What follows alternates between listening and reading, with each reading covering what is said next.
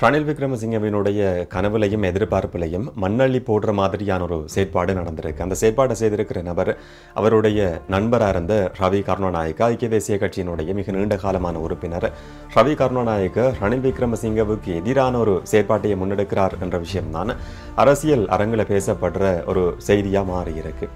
இதனிடம் சஜித் பிரேமதாச எதிர்க்கட்சி தலைவர் பதவியை கூட தக்க வச்சு கொள்ள மாட்டார், எஸ்டிபி ஐக்கிய மக்கள் சக்தி துண்டு துண்டா உடைஞ்சு போறதுக்கான ஒரு வாய்ப்பு இருக்குன்ற மாதிரியான விஷயமும் இப்ப அரசியல் வட்டாரத்தில் அதிகம் பேசப்பட்டு வருது.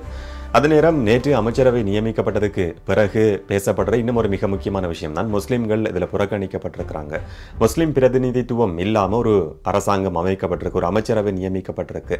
தேசிய மக்கள் சக்தி அனுரகுமார் திசாநாயக்க தரப்பு முஸ்லிம்களை புறக்கணிச்சிருக்கா என்ற மாதிரியான விமர்சனம் சோசியல் மீடியாவில் முன்வைக்கப்படுது. நான் நேற்று போட்டிருந்த அமைச்சரவை நியமனம் பற்றின காணொலிக்கு கீழையும் சில நண்பர்கள் அந்த அதிருப்தியை பதிவு செய்திருந்ததையும் பார்க்க முடிஞ்சது. அதை பற்றின சில விஷயங்களையும் இந்த 3 தகவல்களையும் பற்றி இந்த காணொலியில் பார்க்கலாம். வணக்கம், நான் கிருஷாந்த் ராஜ். NDF என்று சொல்லப்படுற புதிய ஜனநாயக முன்னணி ரணில் விக்ரமசிங்கவினுடைய கேஸ் சிலிண்டர் சின்னத்தில் இந்த தடவை தேர்தல் எதிர்நோக்கி இருந்தது. மொத்தம் 5 ஆசனங்கள் கிடைச்சிருந்தது. 3 பேர் நேரடியாகவும் 2 நபர்கள் தேசிய பட்டியல் மூலமாகவும் தெரிவு செய்யப்பட்டிருந்தாங்க. அந்த 2 தேசிய பட்டியல் ஆசனங்களும் யாருக்கு கொடுக்கப்படும் என்ற மாதிரியான ஒரு கொசிப் பல இடங்கள்லையும் பேசப்பட்டிருந்தது. இந்த நபருக்கு கொடுக்கப்படலாம், அந்த நபருக்கு கொடுக்கப்படலாம், பேச்சுவார்த்தைகள் நடத்தப்படலாம் என்ற மாதிரியான தகவல்கள் எல்லாம் பேசப்பட்டு வந்தது. அதிலும் குறிப்பாக ஐக்கிய தேசிய கட்சியை சேர்ந்த ஒரு முக்கியஸ்தருக்கும் ஒரு நபருக்கும் தேசிய பட்டியல் ஆசனம் கொடுக்கப்படலாம். 2ல் 1 ஐக்கிய தேசிய கட்சிக்கு கொடுக்கப்படலாம். மற்றது ஸ்ரீலங்கா சுதந்திர கட்சியை சேர்ந்த நபர்களும் இந்த கேஸ் சிலிண்டர் சின்னத்துக்கு ஆதரவு கொடுத்து பிரச்சாரம் செய்திருக்கிறாங்க. அப்ப ஸ்ரீலங்கா சுதந்திர கட்சிக்கு 1, ஐக்கிய தேசிய கட்சிக்கு 1, 2 ஆசனங்களும் இந்த அடிப்படையில் பிரித்து கொடுக்க என்ற மாதிரி கதைக்கப்பட்டிருந்தது. ஆனாலும் கூட இந்த மாதிரியான விஷயங்கள் கதைக்கப்பட்ட பின்புலத்தில் ஒரு தீர்மானம் எடுக்கப்படுறதுக்கு முதல்லையே, கட்சி கூடிய ஒரு தீர்மானத்தை எடுக்கிறதுக்கு முதல்லையே, குறிப்பாக இன்றைக்கு தான் அந்த புதிய கட்சியினுடைய புதிய ஜனநாயக முன்னணியினுடைய கூட்டம் நடத்தப்படுறதா இருந்தது. 2 ஆசனங்களும் யாருக்கு கொடுக்கப்படும் என்றது சம்பந்தமாக கட்சி தலைவர்கள் ரணில் விக்ரமசிங்க தலைமையிலான கூடுற பிரதிநிதிகள் அதை பற்றி பேசி ஒரு தீர்மானத்துக்கு வருவாங்கன்னு சொல்லி செய்திகள் வெளிவந்திருந்தது. ஆனால் ரவி கருணாநாயக்க என்ன செய்யறாருன்னு சொன்னா, தன்னுடைய பேரை தன்னைத்தானே பாராளுமன்ற உறுப்பினராக அறிவிச்சு கொள்றாரு. இது எப்படி அறிவிக்கப்படுதுன்னு சொன்னா, அந்த கட்சியினுடைய பொதுச் செயலாளர் மூலமா ரவி கருணாநாயக்க தான் இந்த தேசிய பட்டியலுக்கு உரிய நபர் என்று சொல்லி தேர்தல்கள் ஆணைக்குழுவுக்கு ஒரு பரிந்துரை, ஒரு கடிதம் அனுப்பப்படுது. தேர்தல் சட்டத்தை பொறுத்த வரைக்கும் கட்சியினுடைய பொதுச் செயலாளர் பரிந்துரை செய்யற பெயரை தேர்தல்கள் ஆணைக்குழு வர்த்தமானில அறிவிக்கும். ரவி கருணாநாயக்கவினுடைய பெயர் பாராளுமன்ற உறுப்பினராக இப்ப தேர்தல்கள் ஆணைக்குழுவாலையும் வர்த்தமானில அறிவிக்கப்பட்டிருக்கு. ஆனா இந்த தீர்மானம் எடுக்கப்பட்டது பிழையானது, கட்சி தலைவர்களினுடைய அனுமதி இல்லாம, அதுவும் ஐக்கிய தேசிய கட்சியினுடைய உறுப்பினராக இருக்கிற ரவி கருணாநாயக்க எப்படி கட்சியை மீறி இப்படி ஒரு தீர்மானத்துக்கு வந்திருக்க முடியும் என்ற மாதிரியான விஷயங்கள் நேற்று பேசப்பட்டிருக்கு. குறிப்பா ஐக்கிய தேசிய கட்சியினுடைய முக்கியஸ்தர்களுக்கு ரணில் விக்ரமசிங்க தலைமையில் ஒரு கூட்டம் நடந்ததா சொல்லப்படுது. அந்த கூட்டத்தில் சில உறுப்பினர்கள் கடுமையான அதிருப்தியை தெரிவிச்சிருக்கிறாங்க. சில உறுப்பினர்களும் தெரிவிச்சிருக்கிறாங்க. ரணில் விக்ரமசிங்கவும் கூட தன்னுடைய அதிருப்தியை வெளிப்படுத்தி இருக்கிறார். கட்சியை மீறி ரவி கருணாநாயக்க செயற்பட்டிருக்கிறார், அவருக்கு எதிராக ஒழுக்காற்று நடவடிக்கை எடுக்கப்படணும், இந்த தீர்மானம் பிழையானது, இந்த மாதிரியான ஏராளமான விஷயங்கள் நேற்று பேசப்பட்டிருக்கு. இன்றைக்கும் கூட ரணில் விக்ரமசிங்க தலைமையிலான சில உறுப்பினர்கள் கூடி ஒரு தீர்மானத்துக்கு வர இருக்கிறதா சொல்லப்படுது. நான் ஆரம்பத்தில் சொன்ன மாதிரி 2 தேசிய பட்டியல் ஆசனங்கள் கிடைச்சிருந்தது. ஒரு நபராக இப்ப ரவி கருணாநாயக்க போயிருக்கிறார். அந்த 2வது நபர் யாருன்ற ஒரு கேள்வி இருக்கு. ரணில் விக்ரமசிங்க தலைமையில கூடுற ஒரு குழு அதை தீர்மானிக்கும் என்று சொல்லப்படுது. அந்த தீர்மானம் எப்படியானதா இருக்கும் என்று சொல்லி சில நேரங்களில் இந்த காணொலியை பார்க்குற நேரத்தில் அந்த தீர்மானம் வெளிவந்திருக்கிறதுக்கான வாய்ப்பும் இருக்கு. என்ன நடக்கும்ன்றதை பொறுத்திருந்து பார்க்கலாம். 2வது விஷயம், நேற்று அமைச்சரவை நியமிக்கப்பட்டிருந்தது. இந்த அமைச்சரவை நியமனம் ஆக்கப்பூர்வமானது, வரவேற்கப்பட வேண்டியது. அதுல பொறியியலாளர்கள், பேராசிரியர்கள், கல்விமான்கள் இருக்கிறாங்கன்ற விஷயம் ஒரு பக்கம் பேசப்பட்டாலும், வெறும் 22 பேரை மட்டுமே கொண்ட அமைச்சரவை என்று சொல்லி ஒரு பக்கம் வரவேற்பு இருந்தாலும், எண்ணிக்கையில சிறுபான்மையினரா இருக்கிற மக்கள் மத்தியில் ஒரு கசப்புணர்வு ஏற்பட்டிருக்கிறதையும் பார்க்க முடியுது.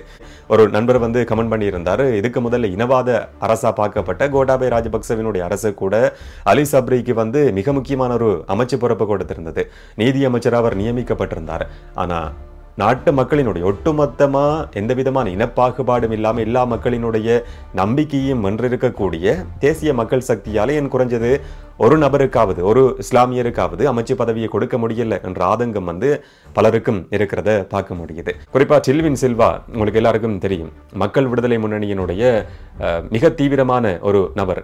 குறிப்பா அனுரகுமார் திசாநாயக்கவுக்கு ஒரு நிழல் மாதிரி இருந்து செயற்பட்ட நபர். இப்ப தேசிய மக்கள் சக்தி இந்த அளவுக்கு வளர்ச்சி அடைஞ்சிருக்கு, அனுரகுமார் திசாநாயக்க ஜனாதிபதியாகி இருக்கிறார் என்று சொன்னா டில்வின் சில்வாவுக்கு அதுல மிகப்பெரிய ஒரு பங்கு இருக்கு.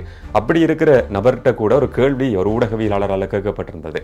அப்ப டில்வின் சில்வா ஏன் எந்த விதமான பொறுப்புகளையும் எடுத்துக்கொள்ளல என்று சொல்லி கேட்கப்பட்ட சந்தர்ப்பத்தில் அவர் சொன்ன விஷயம், இந்த கட்சி உருவாக்கப்பட்டதனுடைய நோக்கம் நாட்டு மக்களுக்கு ஒரு விமர்சனத்தை கொடுக்கிறது, நாட்டு மக்களை பாதாளத்திலிருந்து மீட்கிறது, பதவிகளை பரிமாறிக்கொள்றதுக்காக இந்த கட்சி உருவாக்கப்படல, கட்சியினுடைய கொள்கை அது கிடையாதுன்னு சொல்லி அவர் கூட அந்த மாதிரியான ஒரு கருத்தை பதிவு செய்திருந்தார். அது மட்டும் கிடையாது, கொழும்பு மாவட்டத்தினுடைய தேசிய மக்கள் சக்தியில கொழும்பு மாவட்ட பாராளுமன்ற உறுப்பினராக இப்ப புதுசா தெரிவு செய்யப்பட்டிருக்கிற ரிஸ்வி சாலியும் கூட தன்னுடைய சோசியல் மீடியா பக்கங்களில் இது சம்பந்தமான சில கருத்துக்களை பதிவு செய்திருக்கிறதையும் பார்க்க முடியுது. எங்களுக்கு இடையில எந்த விதமான பிளவும் பிரிவினையும் இருக்கக்கூடாது, தேசிய மக்கள் சக்தி மிக பொருத்தமான நபர்களுக்கு அமைச்சு பொறுப்புகளை பிரிச்சு கொடுத்திருக்கு, நாடு முன்னேற்றமான பாதையை நோக்கி பயணிக்கணுமா இருந்தா மதம் சம்பந்தப்பட்டோ இல்லாட்டி ஒருத்தருக்கு லேபிள் ஒட்டுறதை விட பொருத்தமான தகுதியுடைய நபர்களுக்கு அந்த பொறுப்புகள் கொடுக்கப்பட வேண்டியது கட்டாயமானது. அது தேசிய மக்கள் சக்தி சரியாவை செய்திருக்கு, அனுரகுமார் திசாநாயக்க ஜனாதிபதி அதை சரியாவை செய்திருக்கிறார் என்ற கருத்தை தேசிய மக்கள் சக்தியினுடைய பாராளுமன்ற உறுப்பினரே பதிவு செய்திருக்கிறத பார்க்க முடியுது. ஒரு அமைச்சு பொறுப்புக்கு பொருத்தமான நபர், அவருக்கு இருக்கிற தகமை, அவருக்கு இருக்கிற கல்வி தகமை, அவருக்கு இருக்கிற அனுபவம், புலமை, அவர் அரசியல் ரீதியில் எப்படி சாமர்த்தியமானவர், இந்த மாதிரியான விஷயங்களை எல்லாம் பார்த்துதான் அமைச்சு பொறுப்புகள் கொடுக்கப்பட்டிருக்கு. மதம், குலம், சாதி இந்த மாதிரியான விஷயங்களை பார்த்து அமைச்சு பொறுப்புகள் கொடுக்கப்படல என்ற கருத்தை அவரும் கூட பதிவு செய்திருக்கிறார். எப்படியா இருந்தாலும் 22 அமைச்சர்கள் நியமிக்கப்பட்டிருக்கிறாங்க. 21ஆம் தேதி வார இன்னும் சில நாட்கள்ல பிரதி அமைச்சர்கள் நியமிக்கப்பட இருக்கிறத சொல்லப்படுது. அதுல சில நேரங்களில் புதியவர்களுக்கு இடம் கொடுக்கப்பட்டதுக்கான வாய்ப்பும் உருவாக முடியும். அடுத்து நான் சொல்ல மூன்றாவது விஷயம் சஜித் பிரேமதாச சம்பந்தமானது. ஐக்கிய மக்கள் சக்தி இப்ப துண்டு துண்டா பிளவடைகிற மாதிரியான ஒரு சூழல் அரசியல் ரீதியான பேசு பொருளா இப்ப மாறி இருக்கிறத பார்க்க முடியுது. 2 ஜனாதிபதி தேர்தல்கள் சஜித் பிரேமதாச தோல்வி அடைஞ்சிருக்கிறாரு. பொது தேர்தலில் ஐக்கிய மக்கள் சக்தி படு தோல்வி அடைஞ்சிருக்கு. கட்சிக்குள்ள ஒரு பிளவு ஏற்பட்டிருக்கிற கருத்து பக்கங்கள் சில செய்தி தளங்கள் எழுதப்பட்டிருக்கு, சிங்கள ஊடகங்கள் எழுதப்பட்டிருக்கிறத பார்க்க முடியுது. குறிப்பா கூட்டணி கட்சிகளினுடைய தலைவர்கள் தங்களுடைய அதிருப்தியை வெளிப்படுத்தி இருக்கிறதாவும் சொல்லப்படுது. சில நபர்கள் ஐக்கிய தேசிய கட்சி பக்கம் சாயறதுக்கு ஒரு வாய்ப்பு இருக்கிறதா சொல்லப்படுது. இன்னும் சிலருடைய கருத்து என்னன்னு சொன்னா, அடுத்த தலைமைத்துவத்துக்கு இடம் கொடுத்து சஜித் பிரேமதாச ஒதுங்கி இருக்கணும் என்ற மாதிரியான கருத்து சொல்லப்படுது. குறிப்பா எதிர்க்கட்சி தலைவர் பதவிக்கு கூட சஜித் பிரேமதாச பொருத்தமற்ற நபர் ஹர்ஷ டி சில்வாவுக்கு அந்த பதவியை கொடுக்க முடியும் என்ற மாதிரியான கருத்தும் கட்சிக்குள்ளேயே ஒரு உட்பூசல் ஏற்பட்டிருக்கிற மாதிரியான செய்திகள் சிங்கள ஊடகங்கள்ல வெளிவந்திருக்கிறதையும் பார்க்க முடியுது. இதே மாதிரியான ஒரு பிரச்சனை தான் ரணில் விக்ரமசிங்கவுக்கு கூட உருவாகி இருந்தது. கட்சி மிக மோசமான ஒரு பின்னடைவை சந்திச்சதுக்கு ரணில் விக்ரமசிங்கன்னு சொல்லப்படுற ஒரு தனிநபர் தான் காரணம் என்று சொல்லி அவர் ஒதுக்கி வைக்கப்பட்டிருந்தார். அந்த மாதிரியான முயற்சி எடுக்கப்பட்டிருந்தது. அவர் யாராலையும் ஒதுக்க முடியாம போயிருந்தது. அது அவருக்கு இருந்த அரசியல் சாமர்த்தியத்தால ரணில் விக்ரமசிங்க இன்னைக்கு வரைக்கும் அரசியலில் நிலைச்சி கொண்டிருக்கிறார்.